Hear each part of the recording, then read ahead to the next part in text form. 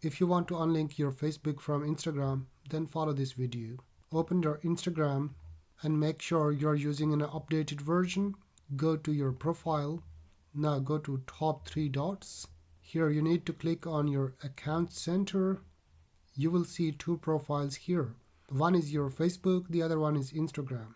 Click on that, and here you can see further information about adding more accounts. But now we need to scroll down and go to accounts. Here you see two options, move out, and this one also move out. This one is a Facebook account as it's shown with the Facebook logo itself. Move out. If you want to learn more about manage how to share your content, you can go ahead and choose this option and turn off.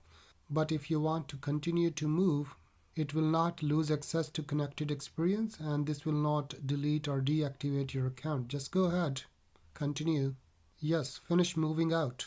Alright, hit OK. Now your Instagram is not linked to your Facebook. Subscribe for more.